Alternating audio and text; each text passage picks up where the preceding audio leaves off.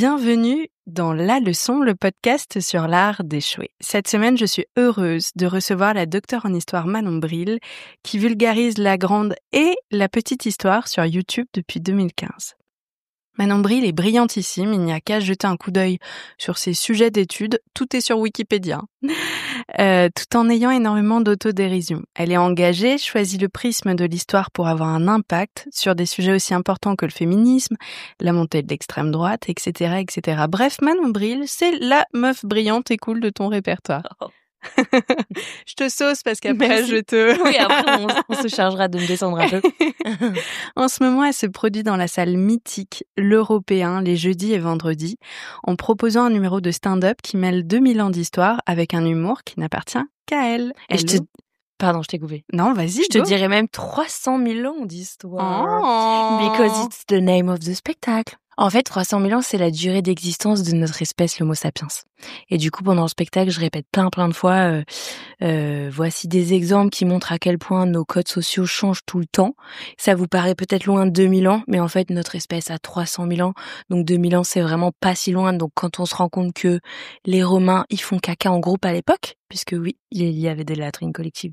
Venez au spectacle pour découvrir cette anecdote incroyable. On se dit waouh, c'était il y a trop longtemps, ça a tellement changé et tout. En fait, c'était hier à l'échelle de notre espèce. Elle a 300 000 ans, tout change tout le temps. Donc si on veut changer des trucs qui nous saoulent, changeons-les. De toute façon, ils vont changer. C'est ça le pitch. Et c'est pour ça que je dis, voilà, 300 000 ans, ok, ça fait 300 000 ans qu'on existe. Prenons un peu de recul sur certains trucs qu'on s'impose. En fait, ils n'ont pas du tout toujours été comme ça. Ouais. Contrairement à ce que certaines veulent dire. Et puis, sans mauvais jeu de mots, ça remet un peu sa place à l'échelle alors déjà, de l'histoire aussi, ça force tu vois. à la modestie et tout. Et on parle que de notre espèce, évidemment. Je te parle même pas des autres espèces d'humains, parce qu'il y en a eu d'autres, du vivant, de l'univers, évidemment. Mais même juste nous, à notre échelle, ça fait réfléchir. Ouais, un peu. Sur, se questionner voilà. aussi. Ouais, c'est ça. Sur, tu vois, sur quand on dit on peut pas faire le mariage pour tous parce que ça a toujours été comme ça. C'est un papa et une maman qui se marient. Pas et du surtout, tout. Et surtout, c'est contre nature. C'est contre nature. C'est l'argument principal. Déjà, si tu fais un peu de biologie, que tu te penches sur la nature, tu te rends compte que l'homosexualité, ça existe pas du tout que chez les humains. Pour ne prendre que cet exemple. Mais voilà, et surtout, dans notre espèce, au sein de notre espèce, l'institution du mariage, pour toujours rester dans cet exemple, elle a pas du tout toujours été que comme ça, etc., etc. Hashtag Concile de Trente. Le Concile de Trente. Alors, est-ce que c'est au Concile de Trente où on impose, tu veux dire l'institution du mariage?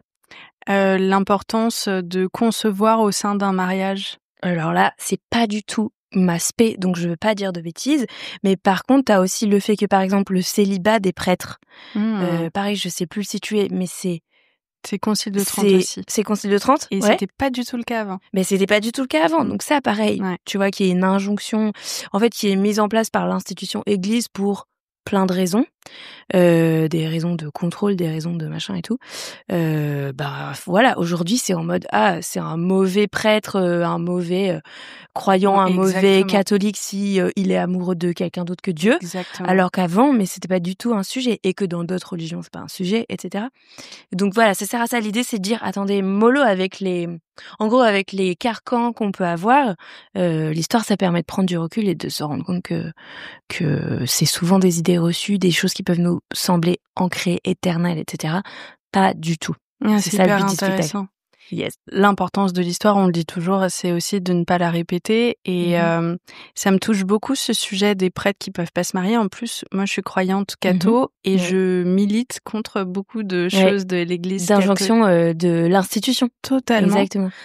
Et au fil du temps, tout le monde a commencé à réécrire un peu l'histoire en disant non mais c'est Dieu qui veut. Non, pas du tout. C'est les humains qui ont structuré, c'est les humains qui ont structuré même les récits canoniques, tu vois, etc. C'est fait par des humains pour des raisons d'organisation de société. En fait, je dis pas non plus parce qu'il y a un gimmick que je répète dans le spectacle qui est la tradition, c'est une illusion. Et du coup, évidemment, il y a des gens à qui ça plaît pas et qui disent mais quoi alors s'il y a plus de tradition, il y a plus rien qui nous lie et tout. Le but c'est pas de dire balançons toutes nos traditions parce que c'est évidemment ce qui nous permet de faire société, c'est ce que j'allais dire, qui crée du lien qui aussi. rassemble et tout. Ce que je dis, c'est que s'il y a des choses qui nous oppressent, on peut les changer, ou qui font souffrir des gens, on peut les changer parce qu'elles sont pas du tout... on peut les discuter, etc. Et peut-être on peut évoluer avec notre temps aussi, quoi. Ah là là là là, j'ai envie de faire un deuxième épisode sur le sujet. C'est hyper intéressant, en vrai. C'est hyper intéressant. Carrément. J'avais lu un bouquin d'Amin Maalouf qui avait une vision, c'était super intéressant, c'était la croisade vue par les Arabes. Ouais, trop intéressant. Et l'idée, c'est de voir ce qui s'est passé chez l'ennemi de l'époque, tu vois. L'ennemi, quand tu parles du côté occidental, ouais. Exactement, de notre point de vue de français. Et en fait, tu te rends compte que tout est à l'époque capitaliste et que tout est une affaire de commerce. Oui, tu vois. Ouais, carrément. Ça replace un peu le débat, quoi. Oui, il faut toujours réfléchir à qui produit, en histoire, c'est qui produit le discours qu'on est en train d'analyser, à quelle destination, dans quel but, etc. Et donc, l'espèce de... c'est naturel, ça doit être comme ça et tout. Franchement, en fait, on est des animaux sociaux. Il y a rien qui est nature. Alors déjà, même essayer de faire une différence entre nature et culture, ça aussi c'est une question très occidentale qui nous est héritée des penseurs des Lumières, etc., qui étaient fascinés par c'est quoi l'état sauvage d'un humain pur. En gros, si on met un bébé dans la nature sans qu'il soit élevé par des parents humains, il va devenir l'humain originel pur et tout. Ça, c'est vraiment un délire de Rousseau et compagnie. Ah ouais, je savais pas. Ouais, mais c'est totalement... c'est une fausse question, entre guillemets. Ça n'a pas de sens de séparer nature et culture, et dans plein d'autres endroits du monde, c'est pas un sujet, tu vois, c'est pas du tout une discussion. Et ça voudrait dire qu'il y a quelque chose qui est corrompu par la société, etc. Or, on est juste des êtres vivants qui évoluons dans un milieu quel qu'il soit, qu'on l'estime être plus naturel parce que c'est dans la forêt, ou plus bétonné parce que c'est dans la ville, ou civilisationnel, ou ce que tu veux. Mais t'es juste un être vivant qui réagit à ce qui l'entoure, en gros, et qui évolue et qui a grandi dans ce qui l'entoure. Et c'est pareil si t'as grandi dans la forêt.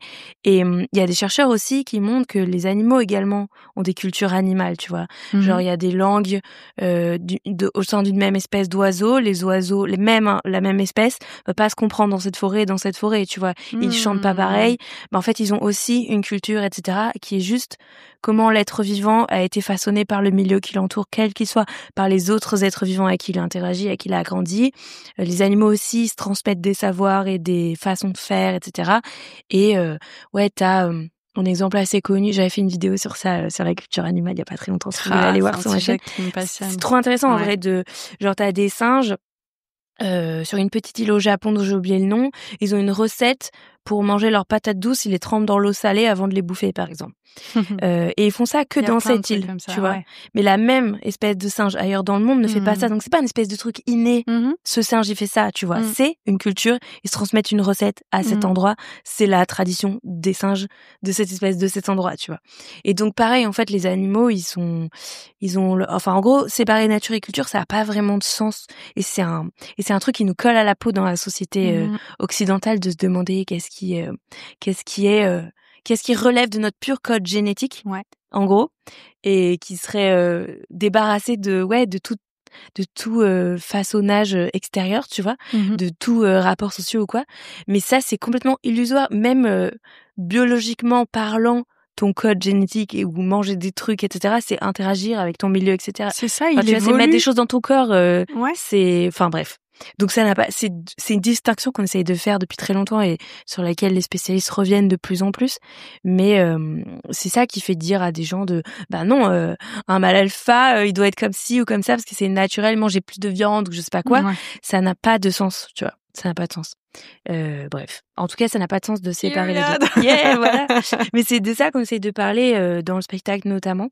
Et encore une fois, c'est pas pour dire il faut tout balayer nos rituels, que sais-je, et tout. C'est hyper précieux pour plein de choses. C'est précieux pour nous réunir, pour faire société, pour, je sais pas moi, pour se rassembler, pour faire des fêtes, se supporter les uns les autres, bien sûr, la politesse, tout ce que tu veux. Exactement. Voilà. Ma mère dit un truc hyper juste, je trouve. Elle dit la bonne éducation, ça sert à créer du lien et plus de douceur entre les humains. Exactement. Lorsque ça commence à compromettre ta liberté ou te couper et créer des distinctions justement de classe, c'est là où la bonne éducation, elle est plus du tout au bon endroit, quoi. Ouais, totalement. Et où elle devient classiste, etc. Mais bref, du coup, voilà, l'idée c'est pas du tout de dire il faut tout brûler. Et voilà, c'est juste de dire peut-être que s'il y a quelque chose qui violente une partie de la population, on peut déjà le questionner et le dépasser, tu vois. Voilà. Tout un sujet. Tout un sujet, n'est-ce pas? Pourquoi est-ce que toi, tu choisis l'histoire? Qu'est-ce qui t'anime comme ça? Parce que nous, dans cet épisode, on va revenir à un concours que tu mettais sur un piédestal. Ouais, alors en gros, moi, l'histoire, tu vois, mini fail avant de raconter le vrai fail. Tu vois. Mais à la base, moi, je suis pas spécialement... tu sais, j'étais genre la bonne élève dans une famille de profs où du coup... T'as pas le choix. J'étais en mode, oui, déjà, t'as pas trop le choix. Et aussi, je me plains pas que mes parents m'aient aidé à faire mes études et poussé à faire mes études. Mais juste, du coup, t'as surtout pas trop d'idées. Donc, qu'est-ce que je vais faire après mes études? Je vais être prof parce que j'ai pas trop d'idées, etc. Et surtout, on te fait faire un bac S à l'époque parce que t'es la bonne élève, tu sais pas ce que tu veux faire au lycée, tu veux faire bac S alors que quand les matières scientifiques, elles sont devenues un peu plus corsé, en fait, pas tant la fibre scientifique, tu vois, genre en biologie. En biologie, je m'en sortais bien parce qu'il y avait beaucoup de par cœur finalement, mais les maths et la physique au bac, voilà. Et même en histoire, j'étais pas, je prenais plus je pense que mon plus gros kiff c'était la biologie, mais l'histoire, j'ai eu 11 au bac, tu vois. Alors que j'ai un doctorat, mais vraiment, j'ai pas spécialement brillé en histoire, et comme en plus c'était pas dénigré dans ma famille, mais c'était pas ce sur quoi on avait mis le paquet. Tu vois, c'était un peu le truc à côté. Ma mère, elle aimait beaucoup l'histoire de l'art, etc. Donc, elle m'avait un peu donné le goût. Mais bon, moi, je me destinais à une carrière scientifique, entre guillemets, enseignant scientifique. Et en fait, finalement... ça m'a trop manqué l'histoire quand d'abord j'ai passé le concours, j'étais prof des écoles, et donc quand même. avec les petits primaires et maternelles. Enfin, ce qui est pas déjà simple à avoir. Oui, bien sûr, c'est difficile et tout, et en plus pour le coup j'ai été classée 10e de ma truc, donc c'était très très cool, ce qui m'a permis de rester à Toulouse et tout à l'époque, bref, et de pas partir muter je sais pas où. Mais tu vois, genre pour dire, j'étais pas spécialement, voilà. Et en fait, j'ai eu des profs en prépa, j'ai fait une prépa lettres. Ah oui, purée. Je fais trop de... Mais en gros, j'avais mis que des choix prépa scientifiques sur ma liste c'était pas encore, comment il s'appelle ce logiciel? Parcoursup. C'était pas encore Parcoursup, mais surtout mes choix de derrière, de juste après le bac, j'avais mis des prépas biologie, et en tout premier, j'avais mis une prépa littéraire avec option art plastique parce que je dessinais et j'avais envie de faire du dessin animé. Le lapsus. Et alors, ce qui est fou, c'est que t'es un élève de S qui demande une prépa littéraire, je pensais que je l'aurais pas. Donc je me suis retrouvée en prépa littéraire, alors que, voilà.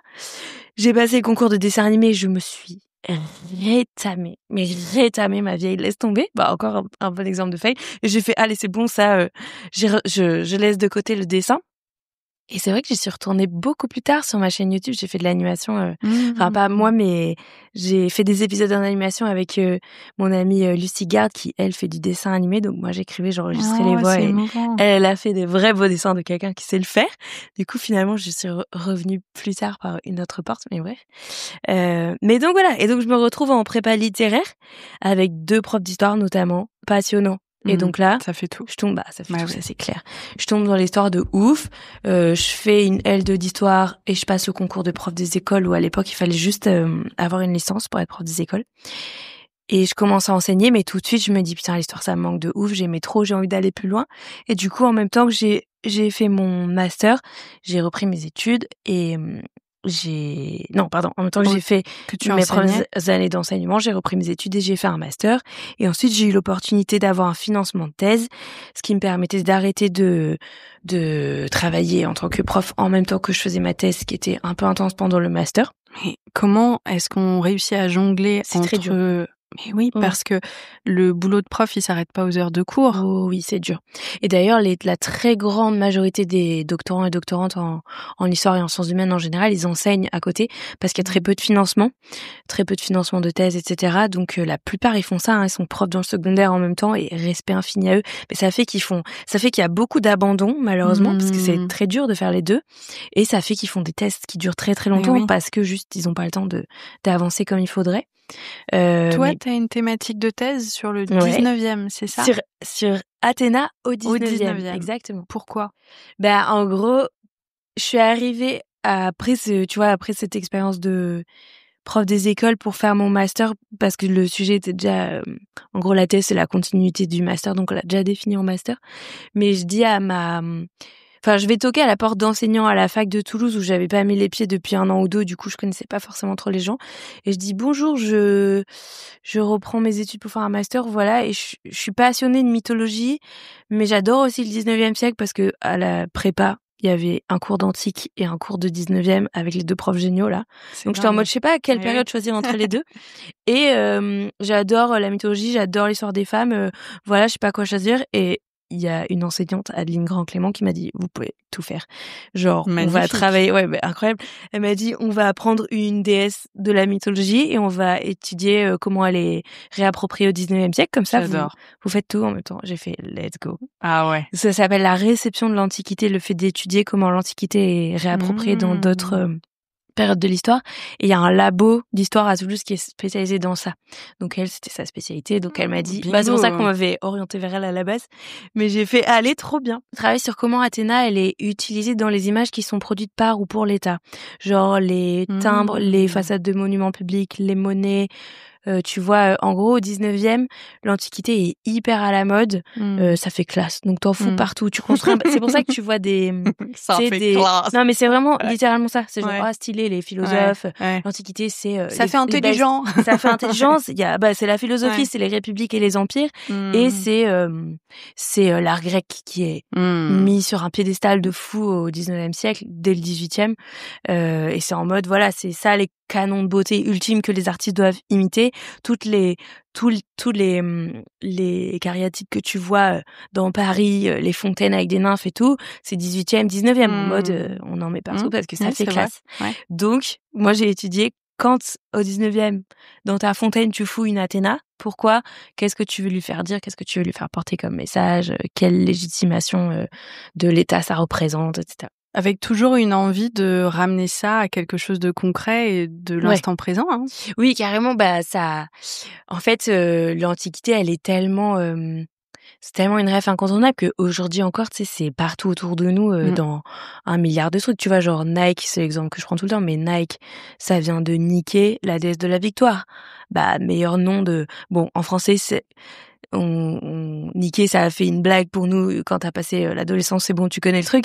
Mais Nike, c'est juste la déesse de la victoire, donc meilleur nom de marque de sport en fait. Waouh, je savais pas. Okay. T'as 1 milliard de petites refs autour de toi tout le temps comme ça. Qui nous entourent encore, qu'on voit plus ou moins explicitement, tu vois, les publicités, il y a souvent une esthétique, tu sais, les Ferrero Rocher avec les dieux et déesses grecques, tu vois. T'as plein d'exemples comme ça, ou dans la pop culture, tu vois, c'est qui, c'est... Caprice des dieux. Caprice des dieux, bien sûr. Donc t'as tout le temps des rêves plus ou moins visibles, mais il y en a plein partout parce que ça fait classe. Donc on en est parti. Petit jeu, regardez autour de vous. Vous en aurez partout.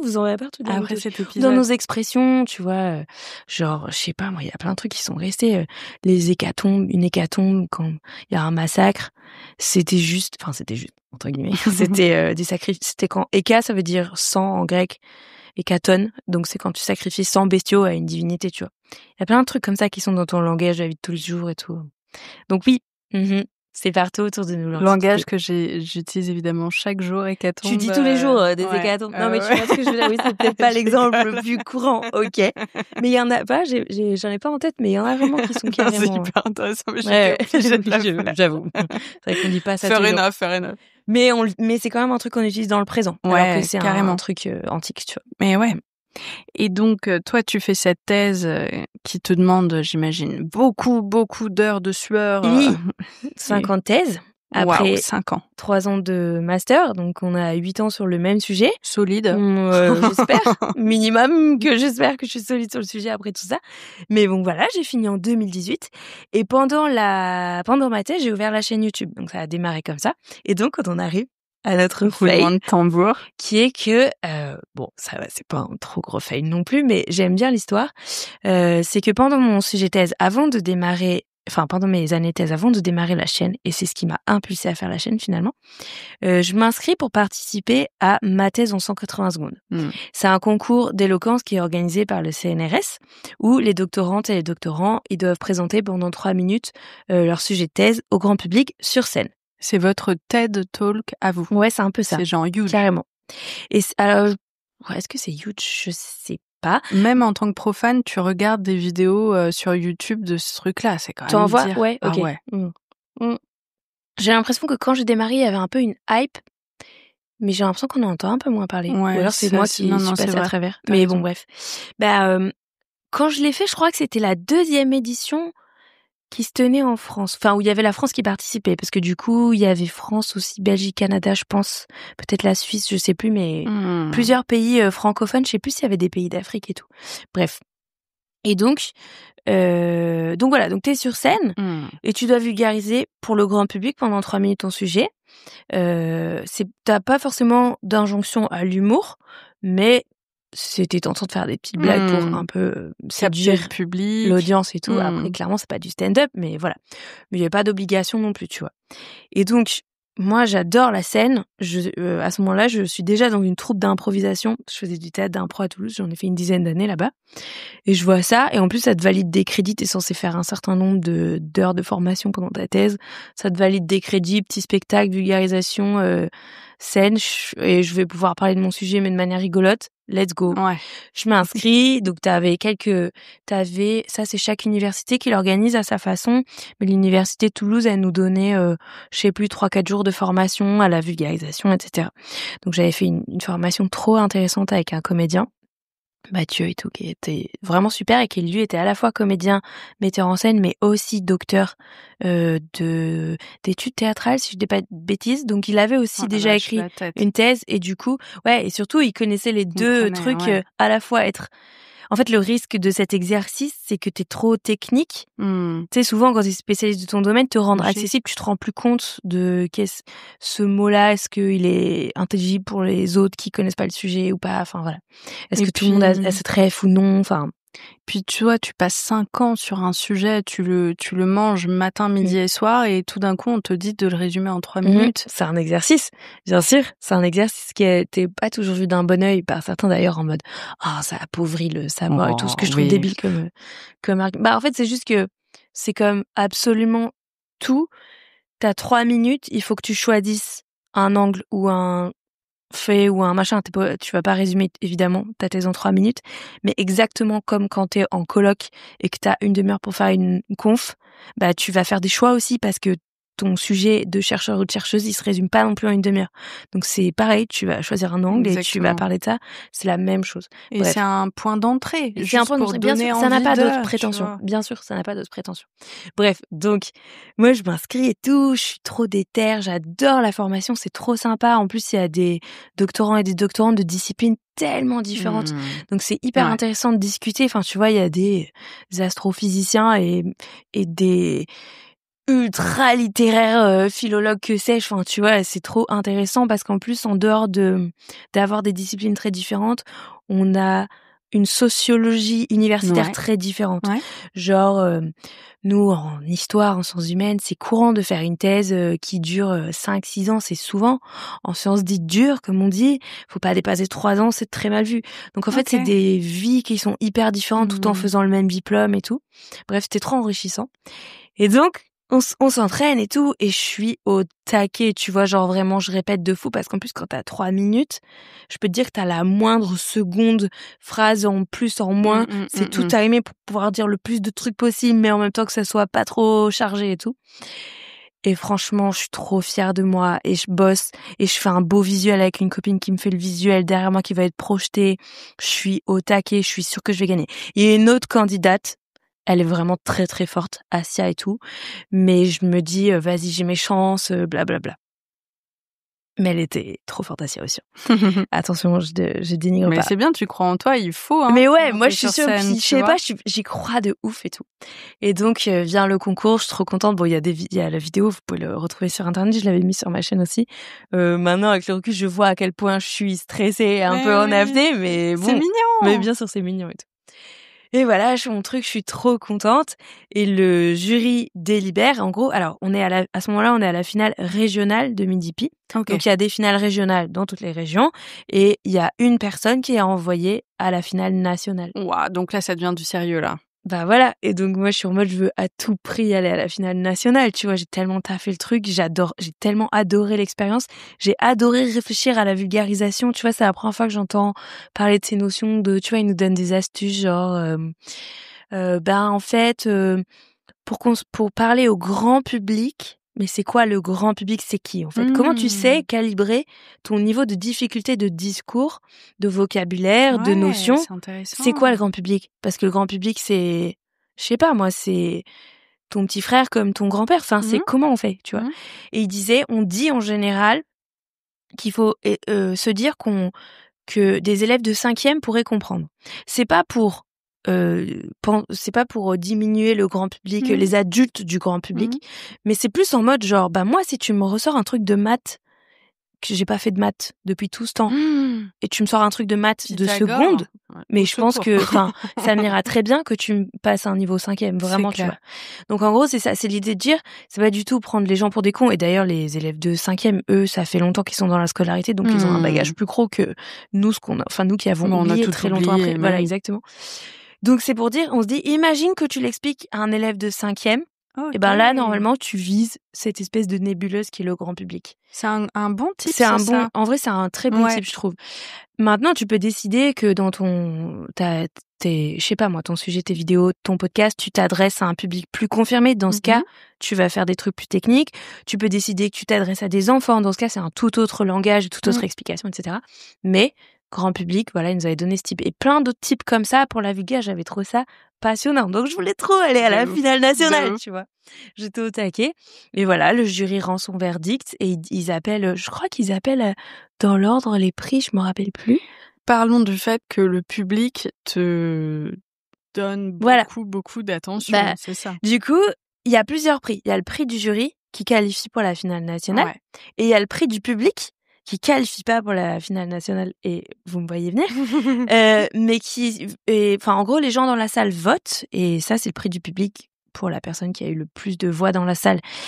Et le jury, il est constitué, pour ne rien te cacher, de 3 personnes ou 4 personnes, si je me souviens bien. Il y a qu'une seule personne de sciences humaines. Il y a 1 ou 2 personnes de sciences dites dures, encore une fois, j'aime pas trop ce mot, mais voilà. Et il y a un industriel. Donc, autant te dire que moi, avec mon sujet de Athéna Nanani, parce que les autres, en fait, on se battait contre un truc c'est un concours d'éloquence, et on sentait qu'il y avait des gens qui étaient évalués sur la pertinence de leur thèse. Je mets des gros guillemets. Ouais. Mais du coup, si on se dit, waouh, c'est trop important ce qu'il ou elle fait, t'as envie de lui donner ton point, et nous, c'est pas juste et tout, parce que, bien sûr, que le sujet de machin qui va guérir le cancer du sida. C'est ce que j'utilise toujours cette blague. Elle est plus important que mon sujet sur Athéna, et franchement, je le dis sans aucune, voilà. Par contre, l'histoire, ça a une autre importance pour plein d'autres raisons. Mais oui, je suis d'accord. Donne le prix Nobel à Bidule de médecine, bien sûr, tu vois. Mais là, c'est un concours d'oral, en fait. C'est pas un concours de qui a le sujet le plus stylé, tu vois. Et j'étais en mode, moi, ça va pas leur parler et tout. Mais c'est un plus gros challenge et tout. Bon, bref. Ils rendent leur verdict, et c'est cette super Asia qui gagne, qui était très très forte. Attention, je répète, elle était excellente. Elle avait un sujet trop canon de biologie, je sais plus quoi, j'ai oublié, mais voilà. Bon, bref. Et moi, j'ai le seum. Mais par contre, prix du public, c'est moi, tu vois. Et j'ai un peu un truc de frustrant. J'ai l'impression que c'est injuste parce que moi, je suis pas envoyée. À la limite, qu'il y a un jury qui décide que. Je comprends, tu vois. Mais du coup, je suis en mode, c'est pas juste que les deux, on soit pas envoyés à la finale. Parce que du coup, c'est un concours de vulgarisation. Quel est l'avis qui devrait le plus primer? La majorité de la salle qui a voté pour toi, ou 4 personnes qui sont des universitaires, qui ont des centres d'intérêt, etc. Et donc, je trouve que le truc juste, ça aurait été qu'on nous envoie toutes les deux à la finale, tu vois. C'est ça. J'ai l'impression que t'es vraiment la Miss France de la vulgarisation scientifique. Un peu la dauphine, ouais, carrément. Mais il y a un truc très intéressant dans ce que tu dis, c'est regarde, on reconnaît ton talent, mais c'est pas toi qui va être envoyé. Et pourquoi est-ce qu'on fait pas un 50-50, un truc un peu c'est surtout, on peut discuter de la modalité du concours. Ouais. Qu'est-ce que tu veux récompenser finalement? Et du coup, moi, j'avais le seum, j'avais énorme seum. J'étais, tu sais, Les tu dois boules. Ouais. sourire, ressortir ton prix. Et je suis en mode, putain, j'ai vraiment le seum. Et en fait, alors, on s'en tape, si ce n'est le plaisir d'aller vivre l'expérience de la finale qui m'aurait fait plaisir. J'aurais aimé aller à l'événement, tu vois. Et puis t'as un goût du challenge, ça se sent. Ouais, mais ça, c'est pas bien. Ça, c'est pas bien. Je Et sais justement, pas. je sais pas. En fait, je trouve que c'est bien qu'à chaque fois tu rates un truc comme ça. C'est un peu humbling, comme on dit en anglais. Et ça, c'est bien. Moi, je pense que des fois, Totalement. c'est pas mal de me faire redescendre, je parle pour moi, de faire redescendre un petit peu mon melon. Et là, oui, en fait, des fois, c'est pas toi la meilleure. Parce que moi, j'ai trop un syndrome de bonne élève. Là, voilà, la famille de profs. Je vais être la meilleure tout de suite, réussir tout de suite, être number one et tout. Et la vie, c'est pas comme ça.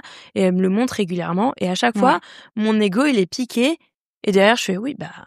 En fait, moi aussi, des fois, je prends un bidon en comédie club. Moi aussi, des fois, je sais pas, ma salle de spectacle, elle est pas complète, etc. Et c'est bien, c'est bien. C'est intéressant de se questionner sur la petite boule, là, tu vois. Je pense que c'est bien, surtout quand tout va très bien. C'est-à-dire que ça se déroule très bien pour moi, tu vois. Et là, t'as le prix du public. C'est super. Enfin, tu vois, avec le recul, j'ai le seum le soir même, mais après, pas du tout. Et l'histoire est belle parce que c'est cette expérience qui m'a fait mettre un pied dans la vulgarisation, qui m'a fait adorer le truc. Ah ouais, tu vois. C'est ça qui m'a fait lancer ma chaîne YouTube derrière, qui est très vite devenue rémunératrice, qui m'a permis de financer la fin de ma thèse. Waouh. Et qui est mon métier aujourd'hui depuis 10 ans maintenant. Et méga cerise sur le gâteau, quelques années plus tard, j'ai été appelée pour être jury du concours. Mais non. Voilà. Mic drop. Oui. Avec Fred et Jamie d'ailleurs, c'est trop rigolo. Oh mais incroyable. Bref, ouais, trop marrant. Du coup, j'ai pas gagné, mais j'ai gagné, tu vois. Avec un peu rire sadique. Ça me fait penser à... En tout cas, ce que j'ai gagné, c'est trop bien, quoi. Génial. Ah, j'adore ce cliffhanger pour le coup. Quand je repense à ce fail, j'avais les boules, hein. Franchement, j'avais les boules. On le dit pas juste et tout, avec tout mon ego de, mon ego de meuf qui voulait sa récompense. Alors que, franchement, c'est l'autre qui méritait ça. Enfin, tu vois, genre, je dis pas. J'allais dire, ton regard maintenant que tu te re-regardes en vidéo, cette jeune femme que tu étais avec toute sa naïveté aussi, parce qu'on en a besoin. Quand tu re-regardes ça aujourd'hui, tu te dis quoi? Franchement, déjà, c'est trop mignon. Et je me dis, ouais, t'as le seum ce soir, mais tu sais pas ce qui t'attend, mais laisse tomber, en fait. C'est ça. Et donc, ça reste, franchement, c'est une trop belle transformation de cet échec qui est même pas un échec, en fait. Mais oui. Déjà, à quelle heure tu dis que c'est un échec quand t'as eu un prix? Mon seul échec, entre guillemets, c'est que j'aurais voulu vivre le truc de la finale pour jouer jusqu'au bout. Mais, voilà. Il y a un truc qui est hyper intéressant, c'est toujours de se dire, punaise, j'ai été arrêtée en plein vol sur la destination que je visais.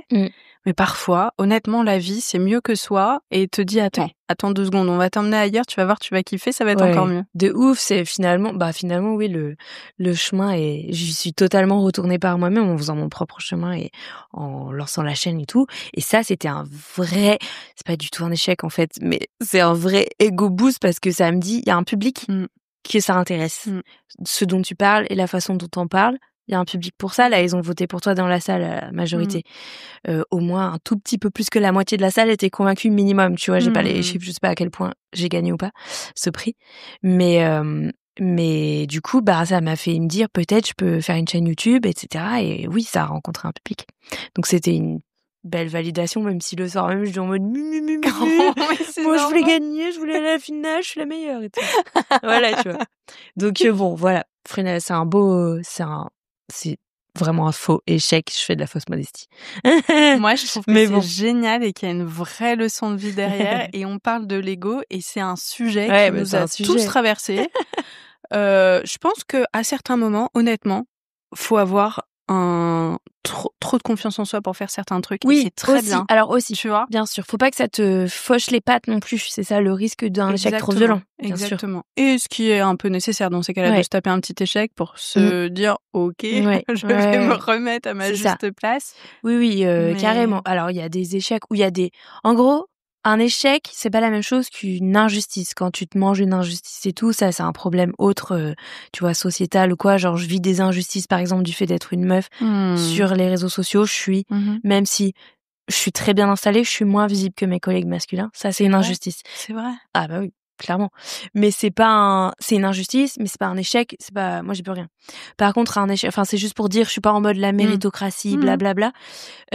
Mais un échec comme par exemple cette expérience de bide en comedy club que j'ai eu il y a presque 1 an maintenant, je me prends une grosse tôle dans un comedy club très très dur, tu vois, genre vraiment le silence violent, assourdissant là, terrible. Quelle violence. Ouais, c'est très dur et c'est le plus fort que j'ai jamais eu. J'ai déjà eu 2 soirées moyennes, tu vois, mais bon, voilà.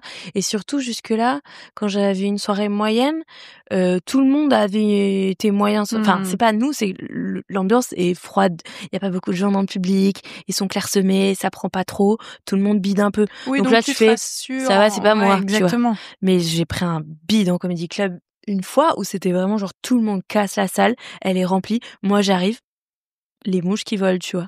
Et vraiment, genre, j'arrive, en plus avec mon banger qui marche à chaque fois, je sais pas pourquoi cette fois-là, je le loupe. Je fais une sortie de route, je sais pas ce qui se passe, j'arrive pas à les choper, je l'explique pas, hein, Tu l'expliques toujours pas? Ben, je pense que j'ai beaucoup repensé après. Tu m'étonnes. Je suis rentrée trop vite je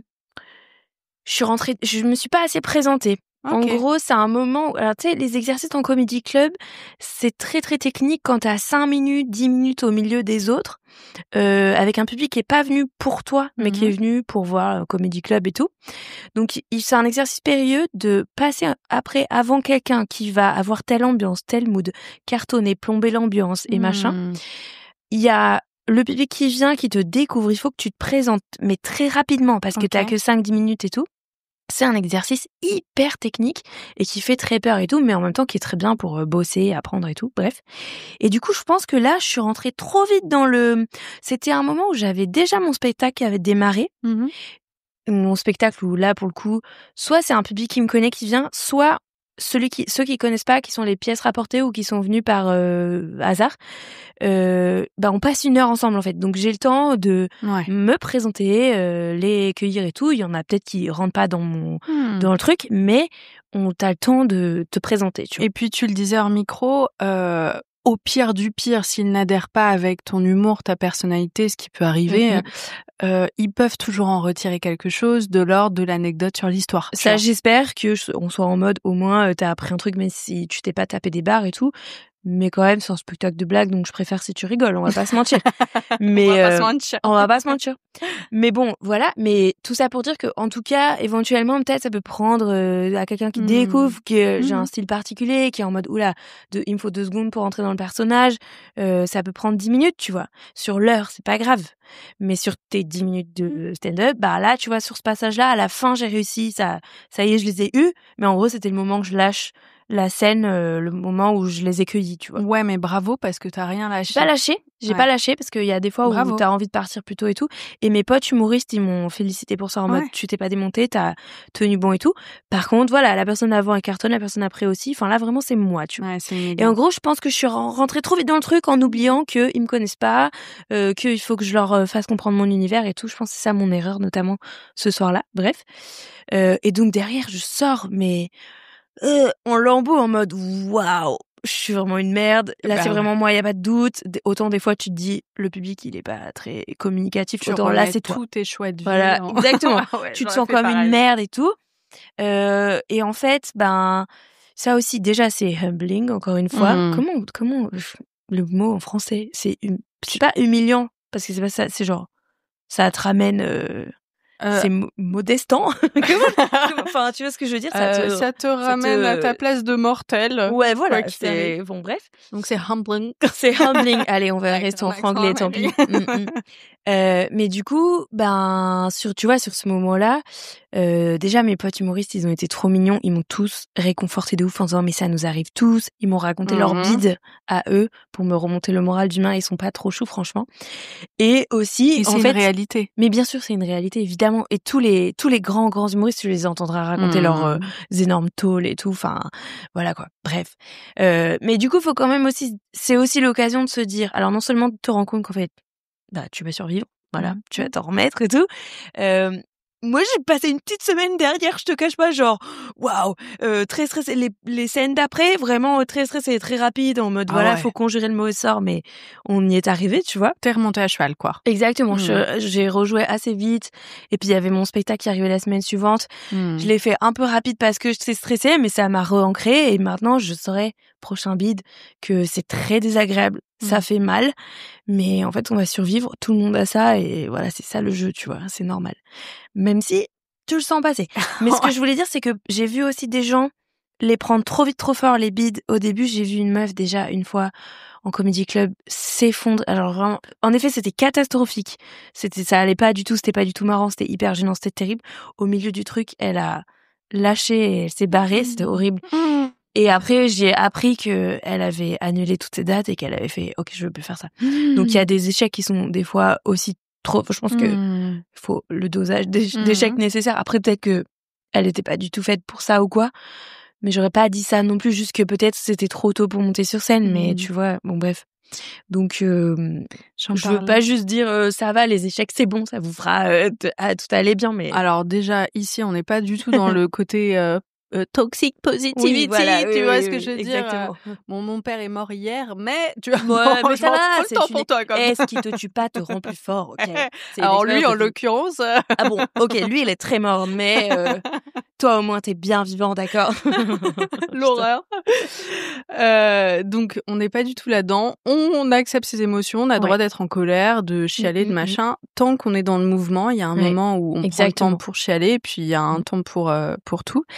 Et tout à l'heure, avant que t'arrives, je faisais un meeting, un webinar, où je parlais du fait, et c'est un sujet sur lequel je travaille en ce moment, l'importance de se donner de l'amour pour recentrer tout à sa juste place. Parce que quand on manque profondément d'estime de soi, de compassion, d'amour de soi, tout prend une ampleur catastrophique et on n'arrive plus à réguler son horloge interne. De ouf, tu vois. Exactement. Et tu vas réconforter un petit peu ton petit enfant intérieur et tout. Bah putain, ça fonctionne. Bah oui, c'est un cliché, mais moi ça marche sur moi. Ça marche vraiment sur moi. Le truc, justement, ce truc de vouloir tout réussir. Comment faire. C'est très con. Moi, je mets des méditations, tu sais, Petit Bambou ou quoi. Ils ont des épisodes enfant intérieur. Exactement. Ça me suffit. Mais en gros, oui, je parle. Mais c'est vrai que c'est une image qui m'apaise de juste. En fait, en gros, quand je fais je sais pas moi, je passe un casting et je suis pas prise, je suis triste et en colère et déçue et machin, et je suis en mode et je me dis à mon petit enfant intérieur genre oui parce que t'étais la bonne élève qui voulait tout réussir tout le temps et tout marcher, ça c'est parce que dans ton enfance on t'a élevé comme ci comme ça, mais viens, en fait des fois t'as droit de rater, t'as droit d'avoir le seum d'avoir raté aussi parce que ton ego voudrait que ça m'atteint pas, bah si ça m'atteint de ouf, je suis trop deg et tout, je pensais que voilà, et donc je m'imagine comme ça le moi adulte qui prend le moi enfant dans les bras et qui fait c'est nul, viens on pleure un petit peu, mais on accueille ce truc tranquillement, et moi ça marche vraiment sur moi, ça me fait du bien de malade. Ça, je sais aussi que pareil, il y a plein de gens qui caricaturent ça et je comprends aussi pourquoi, voilà, mais moi ça marche sur moi en fait c'est juste que ça te rappelle pourquoi tu penses comme ça et tu réagis comme ça. C'est parce que dans ton enfance, ou pas si jeune que ça d'ailleurs, mais t'as été formaté à ceci, cela. Donc là, ça va taper dans des insécurités qui sont profondes et tout. Tu rajoutes un peu de compassion. Exactement. Tu leur dis oui, c'est normal que t'aies ces insécurités et que tu voulais trop réussir et que t'aies le seum de pas avoir réussi. C'est parce que t'as ces failles, tu te souviens? Genre, on leur fait un petit bisou dessus et tout, et c'est ça. Et la prochaine fois, et la prochaine fois, ça sera mieux, ou ça sera autre chose, ou voilà, quoi. Je crois que c'est le truc le plus puissant que j'ai fait ces dernières années, moi, de faire ces petites méditations. Alors, c'est intéressant parce que la première fois qu'on le fait, donc on se visualise, on a tous un âge différent auquel on se visualise. Et moi, très souvent, en fait, dans le fond, je me rends compte que la petite fille en moi, elle a juste besoin d'un câlin. Et oui, ça fait trop du bien. Ça fait tellement de bien parce que, ça se sent que il y a du perfectionnisme chez toi qui te tire vers le haut, mais aussi une petite fille qui se dit, pour que je sois aimée, il faut que je tire sur la corde, et de juste prendre... De lui dire, t'inquiète, ça va, je t'aime. Oui, tu lui dis, je t'aime. Tu lui dis ça, mais oui, t'inquiète, je t'aime. Même si t'as raté. Ouais. Et bah ouais, moi ça marche sur moi. Et ça marche solidifie sur de moi. dingue. Hein. Hein Ouais, ça solidifie de dingue en fait. Bah ouais, franchement ouais. Puis c'est aussi une façon de accueillir ce seum et cette tristesse, Ouais. lui faire la place Mhm. dont ils ont besoin, parce que c'est des émotions normales. Et comme ça, après, on peut les laisser partir aussi, tu vois. C'est un petit moment pour laisser vivre ce truc plutôt que de le verrouiller, Voilà, exactement. de machin et tout. Je trouve qu'il va moins te parasiter après si tu lui as laissé la place d'exister, d'avoir ton chagrin d'enfant, de consoler ton chagrin d'enfant. Et point. Et voilà quoi. Je me suis rendu compte en le faisant à quel point toutes ces dernières années, je me gaslightais en permanence. Tu sais, je ressentais un truc et je m'auto-persuadais dans ma tête en disant « Mais non, mais il faut que... » Waouh, putain, mais tu te laisses jamais la place, en fait. Oui, c'est ça. Oui, c'est ça. Tu te laisses jamais être imparfaite ou machin. Oui, bien sûr. Vaste Carrément. Sujet. Manon, c'était incroyable. J'ai adoré J'ai tellement parlé, désolée. Ça a tellement parlé. Quelle horreur pour un podcast. Non, trop chiant. C'est tout ce que je déteste. Oui, j'avoue. Tais-toi en podcast, c'est beaucoup mieux. La SMR, le silence. Je vais respirer. Non, ça me dégue, ça. Désolée. J'ai tout gâché. Je ferai un petit câlin à mon enfant intérieur et puis je dirais, bah, t'as tout gâché, sacrée merde. merde. C'est pas grave. C'est pas grave, t'es super, toi. Nous, on respire pas. Avant ça, c'était quand même bien. Pas triste. Merci beaucoup. Merci à toi. Rappelle-nous tes dates. Oui. Alors, donc le spectacle qui s'appelle 300 000 ans et qui parle de beaucoup de choses dont on a parlé, j'espère que ça vous donne envie. Et aussi, j'insiste, c'est très marrant. C'est pas pour me la raconter, mais c'est vraiment, vous allez vous taper des barres avant tout. Je pense. Carrément. Donc 300 000 ans, c'est à l'Européen pour la saison à Paris là de septembre à décembre, tous les jeudis et les vendredis. Incroyable, hein. Ouais, je suis trop fière d'être à l'Européen. Bête de soir, bête de période, enfin, slay, quoi. Mais j'ai besoin de remplir cette grande salle, donc n'hésitez pas à prendre vos places tout de go. Mais c'était aussi en tournée, donc pour les gens qui sont pas à Paris, bien sûr. Donc là, on part en tournée. Il y a quelques dates au milieu de la saison de l'Européen, mais c'est surtout dans la première moitié 2026.